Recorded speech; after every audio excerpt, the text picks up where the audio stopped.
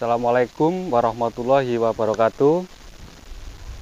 Jumpa lagi dengan saya di channel ini. Ini kondisi tanah kafling sore hari. Tapi untuk hari ini atau di video kali ini saya tidak akan bahas lokasi kafling, tapi melainkan bahas tentang surat.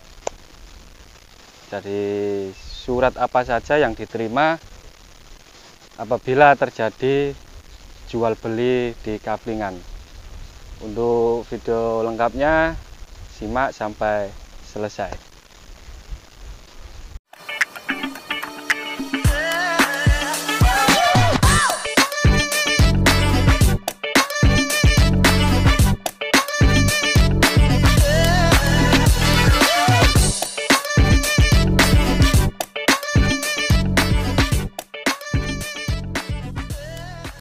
Oke, jadi sore hari ini kita akan bahas santai tentang masalah surat. Jadi kemarin itu ada yang sempat bertanya, surat apa selama jual beli itu surat apa saja yang diperoleh ketika beli tanah kafling dengan surat petok D atau letter C desa. Maksudnya itu yang tanya dapat surat apa saja nanti kalau saya beli tanah kafling gitu.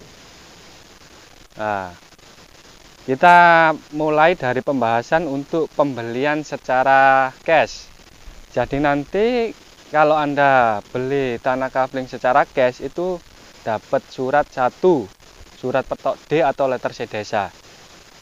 Surat petok D atau letter C desa ini adalah surat bukti kepemilikan tanah atau buku register pertanahan yang ada di desa atas kepemilikan tanah di lokasi tersebut. Jadi satu, Anda harus dapat surat itu. Untuk surat yang kedua, nanti bakalan dapat surat perjanjian jual beli. Setiap proses jual beli tanah perlu dilakukan secara benar dan aman. Perjanjian jual beli sangatlah penting. Jadi Anda nanti harus dapat surat perjanjian jual beli.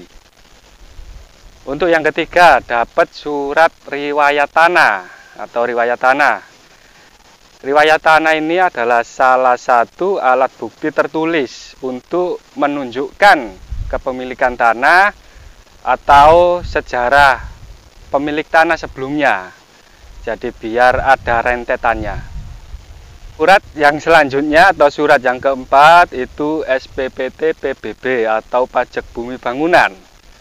Jadi nanti Anda dapat surat SPPT PBB ini adalah surat yang terbit dari kantor pelayanan pajak atau KPP.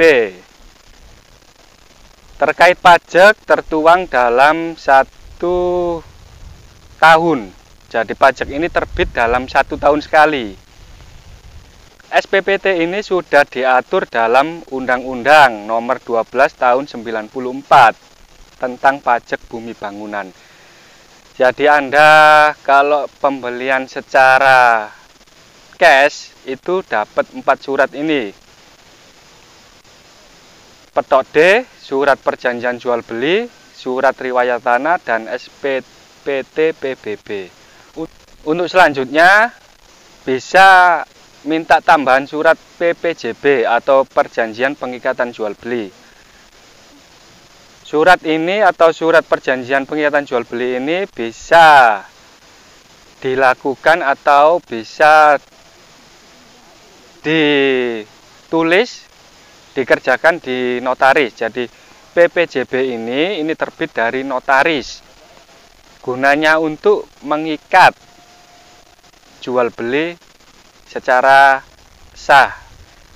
Jadi untuk pembelian secara, saya ulangi lagi, pembelian secara tunai itu dapat 4 surat tadi dan juga ditambah PPJB. Untuk selanjutnya kita ngomong masalah pembelian secara kredit. Untuk pembelian secara kredit Biasanya kita satu dapat kwitansi pembayaran atau kwitansi pelunasan DP dan juga PPJB. Nah, PPJB seperti tadi, surat pengikatan perjanjian jual beli. Jadi Anda selama kredit dapat surat itu tadi. Untuk selanjutnya nanti kalau sudah lunas itu baru keempat surat itu terbit. Oh ya, untuk masalah riwayat tanah dan SPPT PBB itu biasanya di tahun berikutnya, soalnya PBB-nya itu keluar apa terbitnya itu 1 tahun sekali, jadi nggak langsung Anda transaksi dapat PBB, tidak. Jadi transaksi Anda dapatnya petok D dan juga perjanjian jual beli tadi. Oke, sekian video dari saya. Mungkin keterangan dari saya ini kurang lengkap atau bisa dikatakan kurang jelas, bisa tambahin di kolom komentar. Oke, terima kasih. Assalamualaikum warahmatullahi wabarakatuh. Salam investasi.